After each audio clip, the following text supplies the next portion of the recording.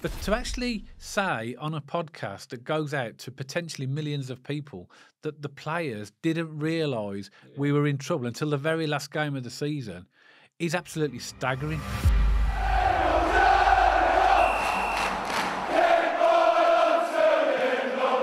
So welcome back to Small Heath Alliance FC.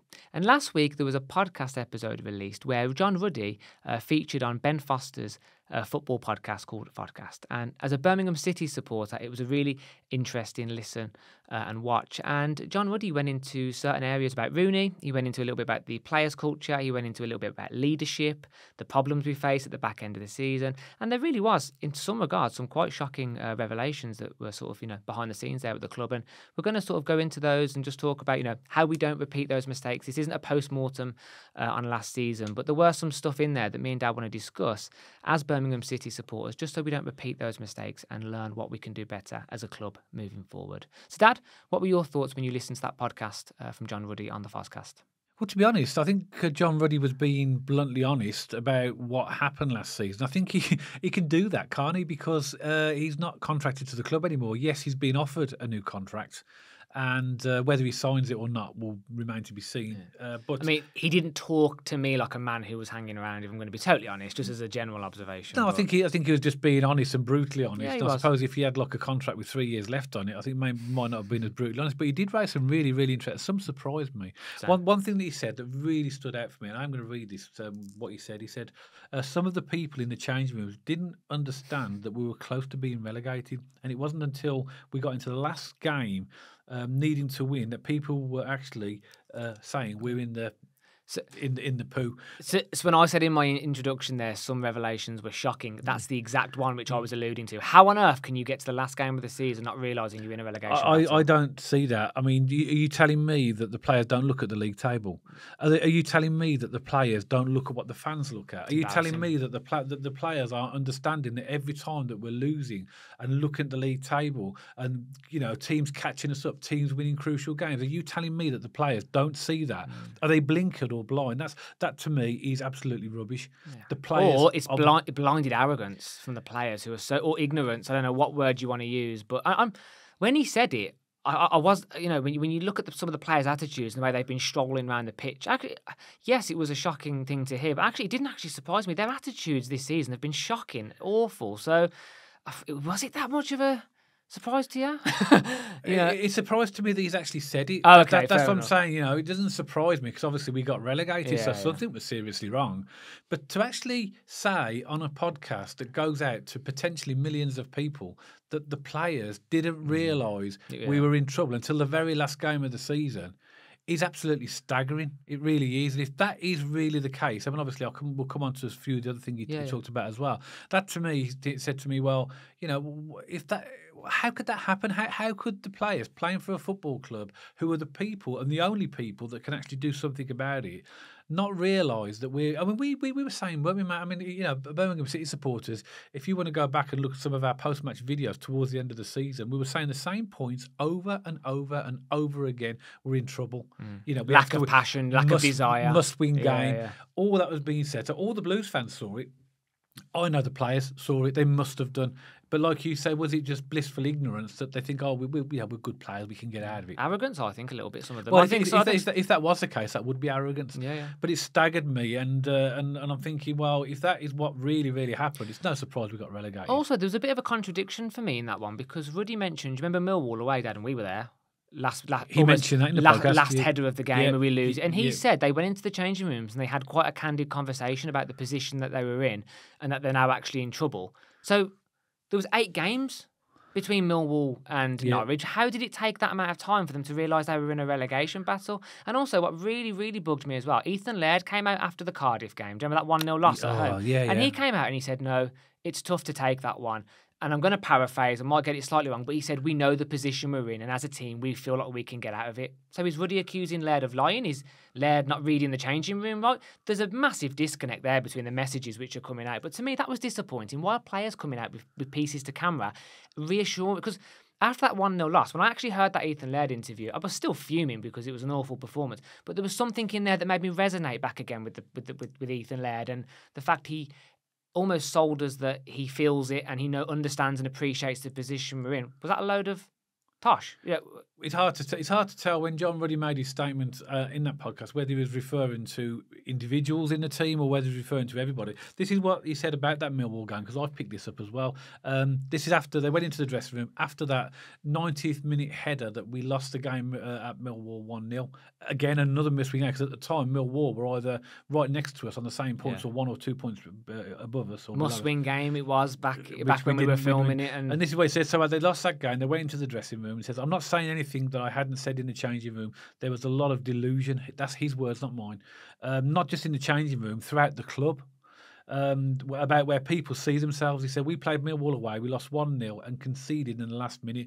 I said in the changing room after the game, you need to realise, or we need to realise as a group, the situation we're in." He said that. He's not just talking about the players there. In that statement there, he's talking about people throughout the club. So obviously, what it's clearly showing us, is clearly something significantly wrong, which we could all see as fans. You could feel it a mile off, couldn't you? You could feel it in the stands every game. There was something missing. But that just confirms it, you know. And again, Blues fans, this is not a post-match or a post-mortem on last season. We know about that. We've already done that. This is about now realising what it was like so that the recruitment team can ensure that they get the right type of quality of and character of players in that changing room so that this doesn't happen again. Do you know how he started that podcast? So he started that podcast by referencing exactly what me and you have been talking about for the past 4 months now: leadership. Big characters. He said a lack of big characters, or a lack of big characters having impact. And I think that might insinuate that he tried his best, Ruddy, to pick up the team and do the leadership, but it was falling on deaf ears. Like, people didn't want to listen to the leadership. People didn't want to be inspired, maybe. And again, I think that possibly comes back to a bit of arrogance. I mean, you look at Sanderson and Bakuna, Dembele, I think there is a bit of arrogance in those kind of players. And it's a double-edged sword, because you want your players to have some sort of arrogance, to go out on the pitch and think you're better than everyone. Of course you want that to an extent. But I think that bleeds out a little bit too far. And I think these players need a huge reality check. And I've said it on the Chris Davies episode, the one I posted last week. I hope he comes in there and don't get me wrong, comes in with a nurturing spirit, but I hope he puts the hammer down as well. I hope he clears. And it's the perfect time for him to stop the rot. It's the perfect time for him to clear those attitudes. It's the perfect time to get rid of the players he doesn't want or he thinks are going to add to that bad attitude. Let's drain the swamp and let's start fresh with a fresh mindset, fresh attitude, and let Chris bring in the players that are now going to inspire us and push us now to the next level. You're absolutely right, mate. It only takes one bad apple to ruin the whole batch. 100%. So you've got to weed them out. Those players have got to go. I don't care, what reputation these players have got or how good they think they are. If they're not the right quality, type and character of players now that we need at Birmingham City, they have to go. Because, you need players that are going to listen to the manager, listen to the coaches, who are going to stir each other up. And if they do make a mistake, to be open and admit, not wave their hands away when a player tells them or that they've not done something right. And you're right. I mean, right at the beginning, you're right. John Ruddy actually questioned the character and whether the leadership but we knew that, Matt. Blues fans knew that, because you were saying it to us all through the back end of last season. But it appears that the players didn't. I find it amazingly. It's laughable cry, isn't it? It's absolutely madness. It's staggering. You know what I find staggering? Like, if you're Cristiano Ronaldo or you're Messi, you have the right to some extent to walk on that pitch and be arrogant. But we're talking about Bakuna, Deion Sanderson, Siriki Dembele. These aren't world-class players. You have no right to wear my club shirt with that arrogance and that rubbish attitude you've been displaying all season. And when I listened to the Ruddy podcast, I couldn't believe how much of an articulate guy he is. Well, he's a wonderful guy to listen to, isn't he? Really, puts his arguments forward well, good conversation and all these things. But I was just listening to it going, I cannot believe what I'm listening to. And this is a player on the inside. He was the captain for a large chunk of a lot of games. And when he's saying players don't have desire and the leadership was falling on deaf ears, I couldn't believe it. Yeah, but I mean, you're articulate as well. I don't want you playing for my club. but I know tell you what, Dad, but get me in that shirt, I'll fight a lot harder than a lot of those players we saw last season. I'll tell you that for nothing. Of course you would, and that's the type of fight and desire that we want from the players that actually are going to be. I mean, I'll probably score 10 own goals, but at least I'd show the passion and the desire. I'd apologise afterwards. Well, we'll talk about that maybe off air a little bit. But what's something that John Ruddy also talked about, which I thought about interesting. He talked about John Eustace. Obviously, he was there through the John Eustace era, and he talked about how that was communicated to the players. He said the players were only told that John Eustace was being replaced 5 minutes before over text in a group. group. Yeah, in a group. Okay, but also what he said that. He said John Eustace in pre-season, you'll remember this, I'm sure you will, Blues fans as well, he experimented with a more expansive style of football against Peterborough, and we were 3-0 down with it after about 20 to 25 minutes. So that tells us that we didn't have the players to play that expansive football, yet the owners brought in Wayne Rooney with a remit to play no fear football, which is exactly that type of football, with clearly players that were never, ever going to be able to do it. So it's almost like, John Eustace had tried it didn't work, and was doing the best with his style of play with the players he's got. Yeah. So I think what he's doing, John Ruddy, there is pointing the finger at the owners as well, in terms of the way that they replaced John Eustace and expected the players to play in a way that they could never do when it had been tried, and it obviously completely failed. It's worth mentioning that me and you love these new owners. They've done a lot of positives. They're not completely guilty-free here. They are responsible for that appointment, and maybe the ignorance there behind the kind of team and the setup that we have. Because John Eustace had spent 18 months, nearly 2 years, developing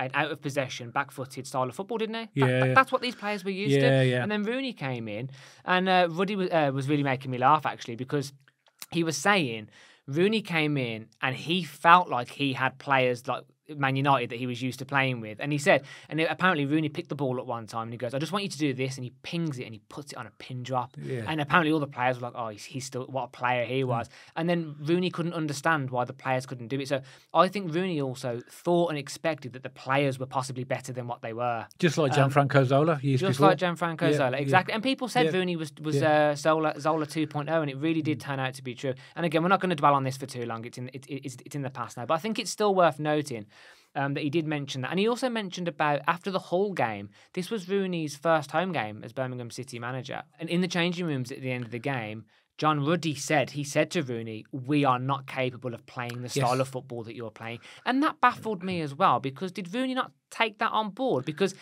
and then Rooney came out in the post-match press conference a couple of times over his tenure and said, we've had quite frank conversations about the playing style and stuff. So clearly the players were telling him, we cannot play this style of football. But to me, it looked like Rooney just pushed on with it anyway, didn't he? Because we had a terrible 2.5 months after that anyway. So even though the player said we can't play it, he continued to play it anyway.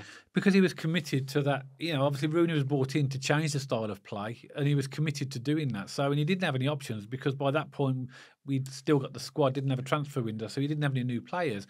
And literally what they should have done, even with Rooney, if they were going to appoint a manager that was going to play this progressive style of football, at least say, well, what have we got at the moment? Let's play them to their strength, and then we'll bring in the players we need over a few transfer windows to change that style of play. That didn't happen. One thing I thought was actually quite amusing, which I sort of almost hid behind my chair when he said it.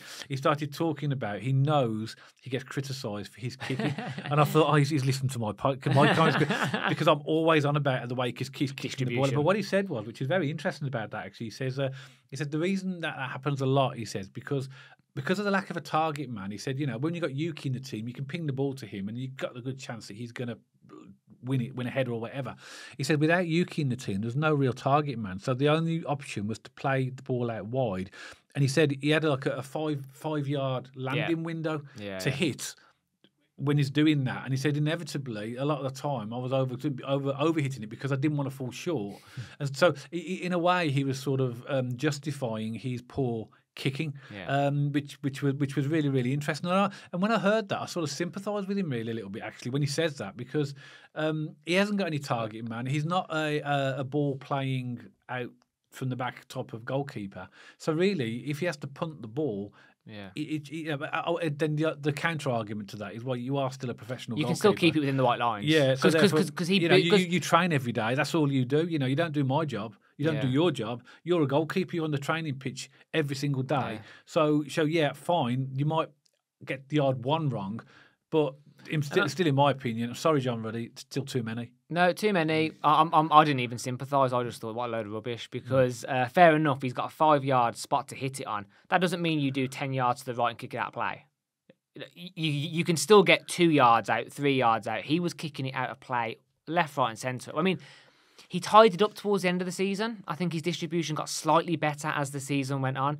That's because under Rowett we were playing a much more of a structured back line that he was more comfortable with. That's why that changed. And what he said was, if Rooney did get a January transfer window, Ruddy possibly would have been one of the first targets because Rooney would have wanted a keeper who was more confident with his distribution. I thought that was quite interesting as well. But, I'll ask you a question, really. But he mentioned in the podcast as well that he was out of contract. He was talking to other teams, and he couldn't. He wanted to have conversations with Birmingham at the time. They hadn't appointed Chris Davies as manager at that point when he aired that with Ben Foster. So he basically hasn't committed to sign his new contract, but says he was talking to other teams. Question is, do you think that John Ruddy will sign his new contract and be with the club next season? I don't. When I was listening to that podcast, and by the way, I respect John Ruddy's honesty. I thought it was a really good interview. I thought it was quite brave to come out and say all the things that he said. He had nothing to lose, really, to be fair, did he? Yeah, but that's... Ben Foster's obviously a mate, they're goalkeepers. Of course, but to me, he was talking like a man who was moving on to different things. And I think actually the club are going to want exactly what we just spoke about. Rooney wanted a progressive keeper who's more confident with the ball at his feet. Yeah. I think in League One, under Chris Davies, we're going to need a younger, more agile keeper who's confident on the ball and better distribution. So I think Ruddy will be... I don't think he'll renew. No, I don't. After that podcast, I was listening to the whole lot. I thought after it finished, I thought he ain't going to sign with us. And he also mentioned as well, and this is my final point, is that he enjoyed this time at Birmingham City playing more first team football because he hadn't got for 4 years before that. He was like the reserve keeper at Wolves, I think, and other clubs. But I think if he were to sign his new contract, I don't think he would be first choice anyway. No, exactly. So he's not going to hang around at 30. He's 37, isn't he? 37, 38. Yeah, he's round about. So he's not going to hang around for League One, second keeper in the League One. No, I think he'll move on as well. But if he did sign his new contract and he became part of the squad, I don't think that would be a disaster for us. But I don't think we're going to probably give him the assurances that he needs that he'll be a first choice. And whether I think as well, even though he's of that age, I think he'll expect a 2-year contract minimum. Yeah. Absolutely. I'm not too sure Blues will offer that, but sorry, I'm not too sure Blues have offered that. Obviously, they've offered him something, but time will tell. But like I say, for me, if he stays at the club, fine. I think, like you, he'll move on. Yeah. What are your thoughts, Blues fans? We'd love to hear from you. Please drop us a comment below if you like this video. If you have any thoughts and opinions of yourselves about John Ruddy, about the podcast, did you find some of those revelations pretty shocking and hard to hear as well, I guess, in certain elements when he talks about the players only realising that they were in a relegation battle up until the last game of the season. When I heard that, I sort of mind blown moment really. But let us know your thoughts. We'll get around to those comments as quickly as we can, and we always like to hear from you. And don't forget to like the video, and please check us out on our social media channels. We have an X page and an Instagram page, and if you haven't already, please subscribe to our YouTube channel so you don't miss any future content all about Birmingham City. And me and Dad will see you on the next video.